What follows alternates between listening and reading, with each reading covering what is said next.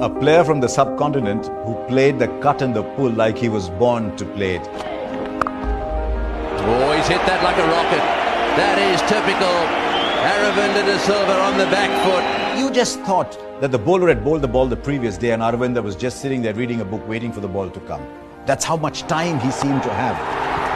Well, Aravinda De Silva is beginning to turn it on here. I think it was 1985 when we toured Sri Lanka for the first time.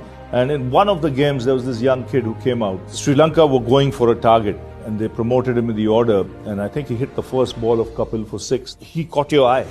Guys that high could hit the ball that long and wasn't afraid to play those horizontal bat shots. Oh, he's hit that beautifully. That's a magnificent shot. That's Aravinda at his best. He's hit that into the crowd.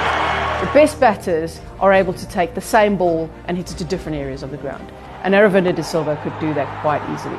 His conversion rate in test matches was something quite phenomenal. 22 half centuries and 20 hundreds. That's unbelievable. His iconic shot for me was the pull shot. As captain against Aravinda or playing against him, he had this great knack of just sort of swivelling and pulling it away for 6. He picked up length brilliantly.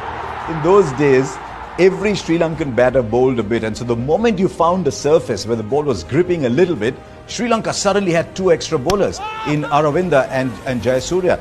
Hit the deck hard, fast, off breaks. They turned too. He wasn't just someone who rolled his arm over. Ball him!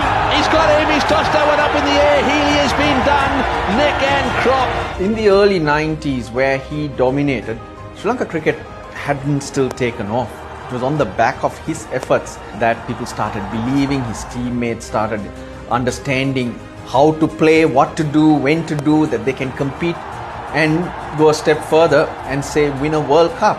I remember the semi-final more because the semi-final was a moment of pain for all Indians, because I think Sri Lanka was 1 for 2. They lost 2 wickets very, very quickly, and Aravinda walked in, and you'd think this is a knockout semi-final. He's going to play himself in. He's the lead batter for his team, and he batted like he was batting on the village green.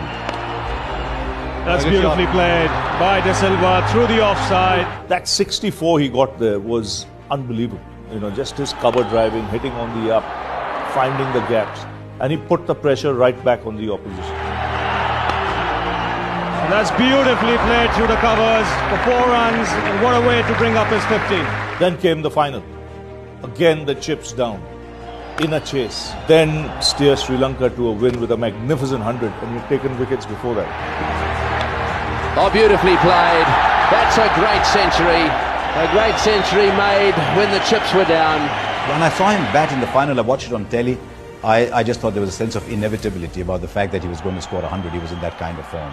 Sri Lanka won that World Cup against all odds. No one had given them a chance, but right throughout the tournament, they played an enjoyable brand of cricket built on the fact that they had this solid middle order led by Aravinda. Pivotal moment not only in his career but in the history of Sri Lankan cricket, and the likes of Mahela Jayawardene and Kumar Sangakkar and all the greats they've had would have been brought up on a diet of Aravinda batting.